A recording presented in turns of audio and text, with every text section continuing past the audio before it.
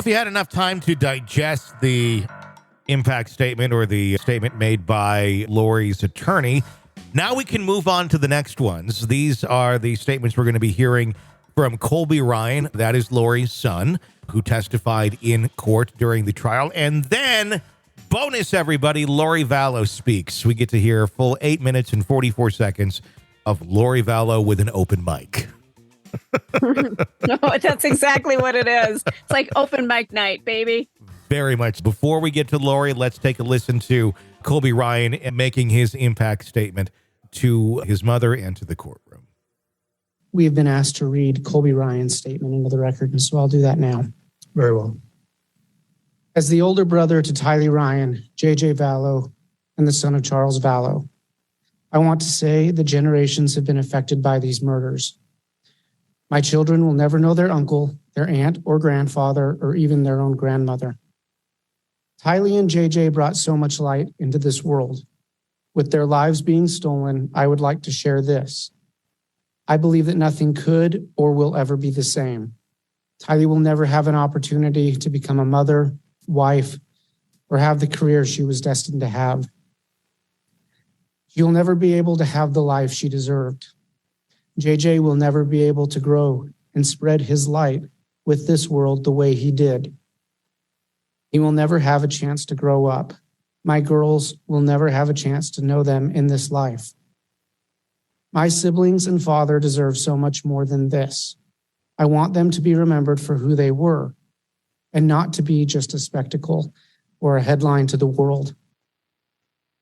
Tylee was sweet and kind, funny and bold, and she deserves to be seen as such. JJ was the most fun, sweet, and silly kid I'd ever known. Loving and so smart. He deserves to be seen as such. Charles was a loving, kind, and generous father, and he did everything he could to help and provide for everyone around him. He deserves to be seen as that. This has affected me personally more than I could ever possibly put into words. I've lost my entire family in life. I lost the opportunity to share life with the people I love the most. I've watched everything crumble and be shredded to pieces. I have lost my sister, brother, father, and my mother. I've lost cousins and family, friends, and everything in between.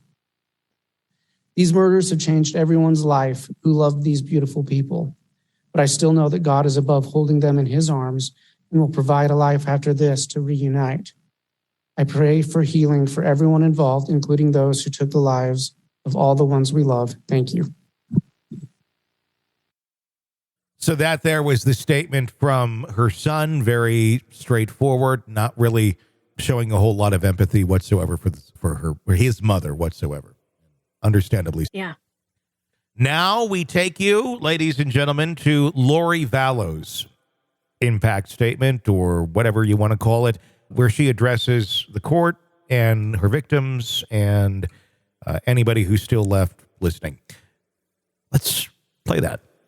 I would like to start by quoting John from the New Testament in the Bible. Of course you do. In John chapter 8, verse 7, Jesus says, "He that is without sin among you, let him first cast a stone at her." Then in verse 15, Jesus says, "Ye judge after the flesh. I judge no man. And yet if I judge, my judgment is true." Jesus knows me. And Jesus understands me. I mourn with all of you who mourn, my children and Tanny. Jesus Christ knows the truth of what happened here. Jesus Christ knows that no one was murdered in this case. Accidental deaths happen. Suicides happen. What? Fatal side effects from medications happen. What? She's I have a basically, different perspective. she's flat out saying everything that everyone died from was an accident, and suicides and all this shit that's not remotely real. But I have no words. Oh, I don't, yeah, keep going. in life because in 2002, when I was pregnant with Tylee, I died in the hospital while in labor with her. They tried to stop my labor. They put me on the table and they put something in my IV, and I felt my spirit falling to the floor. I was standing near my pregnant body, watching the doctors try to revive me, which took them a few minutes. In that time, my sister Stacy was standing to my left. I turned to hug her and was surprised that her spirit was as tangible as a physical body because I knew I was in spirit and she was in spirit.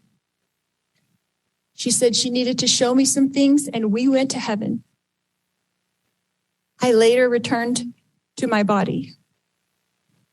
Because of this experience, I have access to heaven and the spirit world. Seems legit. Since then, I have had many communications from people now living in heaven, Of course. including my children, Tylee Ashlyn and Joshua Jackson, my sisters, Stacy and Lolly, my aunts and my uncles, and my grandparents. I have had many communications with Jesus Christ, the Savior of this world, and our heavenly parents. I have had many angelic visitors have come and communicated with me and even manifested themselves to me. Because of these communications, I know for a fact that my children are happy and busy in the spirit world. Because of my communications with my friend Tammy Daybell, I know that she is also very happy and extremely. So she's friends with Tammy Daybell. She claims that she is friends in the afterlife with the woman that was murdered, who is her husband's ex-wife. Unreal. This is how she gets by. This is how her mind works. This is how she's not showing any remorse. She thinks all this shit's real.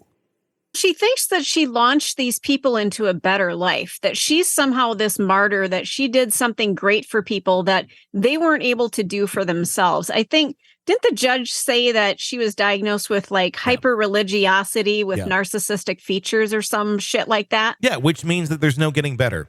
Essentially, correct. Yes, at the end of the day, it really just means that. It means that she's believing all of the shit that she's saying, and there's not a lot of coming back from it, is what it really comes down to. So let's continue. Busy. I have always mourned the loss of my loved ones, and I have lost many in this mortal world. However, I know them more than most people. I know where they are now and what they're doing. I know how wonderful heaven is, and I'm homesick for it every single day. I know we all lived in heaven before we were born on earth, and we were all adult spirits in the heavenly realm. We chose to come to earth as mortals. Heaven is more wonderful than you can possibly imagine. I do not fear death, but I look forward to it. Okay. I did not want to return to my body when I was out of it. No one else wanted you to either. Colby, who I adored more than anything, was only 6 years old at the time, and I was about to give birth to this new baby girl that I wanted so badly. What? I was a young mother, and you would think I wouldn't want to leave my children, but as I stood in heaven, I did not want to go back. I thought they would be fine without me because I was peaceful and I was happy and I was home. But then I was told by Jesus that I needed to go back and complete things that I had covenanted or promised to do before I was born. Kill your kids. This caused me a lot of distress because I knew heaven was my real home and I only wanted to be there. I was free from pain, emotional and physical. But then I was shown how I would help my children and others in the future. So ultimately, I did agree to go back to my body.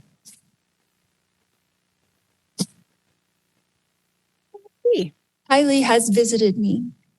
She is happy and very busy. Tylee is free now from all the pains of her life.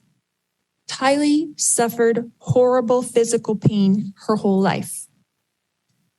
I sat with Tylee in the hospital year after year while she screamed in pain when the morphine wasn't even enough to take away the pain of her pancreatitis.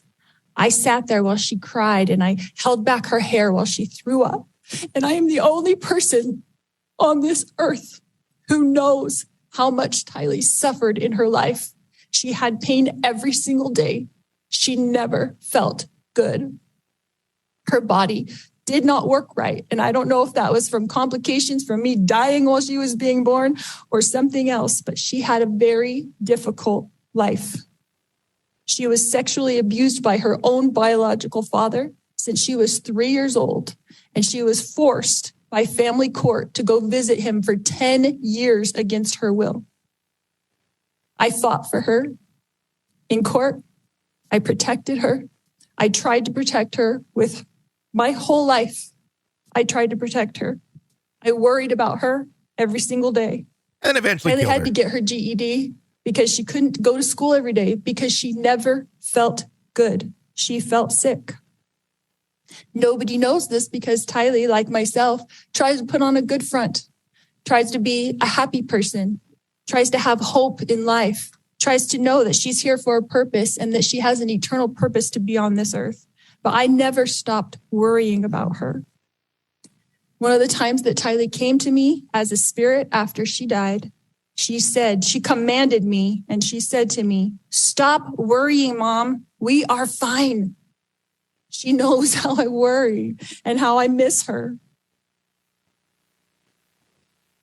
The first time JJ visited me after he passed away, he put his arm around me and he said to me, "You didn't do anything wrong, Mom.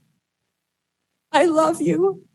And I know you loved me every minute of my life." JJ, Joshua Jackson, was an adult spirit, and he was very tall when he put his arm around me.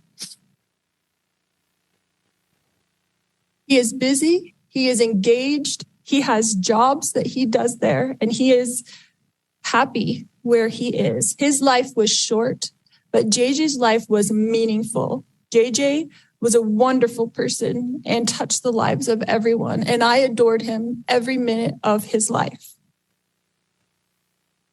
My eternal friend, Tammy Daybell, has visited me on several occasions.